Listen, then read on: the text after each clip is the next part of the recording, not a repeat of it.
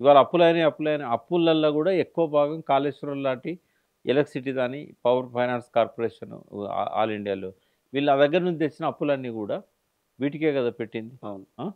ఈ 24 గంటల కరెంట్ ఇవ్వడం వల్ల రైతులు బాగుపడతారు. తర్వాత రైతు బంధు ఇవ్వడం వల్ల వాళ్ళకి ఇన్పుట్ పెట్టుబడి వస్తుంది. బ్యాంకులో పోయి అప్పులు చేసి అవి తీర్చలేక ప్రైవేటు మిత్తిదారుల దగ్గర పోయి మళ్ళీ అప్పులు తెచ్చి అది కూడా కట్టలేక పెరుగన్నంలో పురుగు మందు కలుపుకొని ఉరిపెట్టుకొని సచ్చే అవసరం ఉండదు. ఉమ్, ఆత్మహత్యలు చేసుకోకుండా వాళ్ళకు భరోసా ఇవ్వాలి ఉమ్, అని చెప్పే కదా రైతు బంధు పెట్టింది. అవును. అదివరకు చనిపోయిన రైతుకు 50,000 ఇచ్చే దిక్కు లేదు ఏది చంద్రబాబు పీరియడ్లో. రాజశేఖర రెడ్డి వచ్చి 1,00,000 1,50,000 పెట్టాడు. అవును. ఈయన దాన్ని 5 లక్షల పైన ఇచ్చాడు. చేశారు. అంటే రైతు శ్రేయోభిలాష్ కాబట్టే కదా ఇవన్నీ చేసింది. ఉమ్, కల్తీ మందులు అమ్మే వాళ్ళను అధికారంలోకి రాగానే పీడీ యాక్ట్ పెట్టి వాళ్ళని జైల్లో పెట్టేశాడు. కల్తీ ఎరువులు, నాసిరకమైన విత్తనాలు వీటన్నిటిని. ఉమ్, అంటే ఒక రైతుగా మున్నూరు కాపులు ఎక్కువ రైతులే ఉంటారు. అవును. 90% రైతులు ఉంటారు.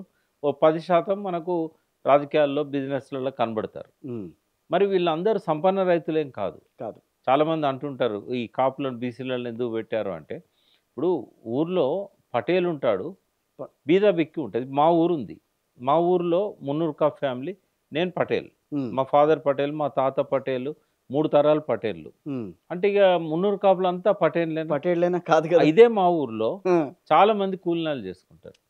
మా మా ఇంట్లో 20 సంవత్సరాలు పనిచేసిన పెద్ద జీతగాడు, ఉమ్, ఆయన కింద ఇంకా 10 మంది చిన్న జీతగాళ్ళు ఉంటారు.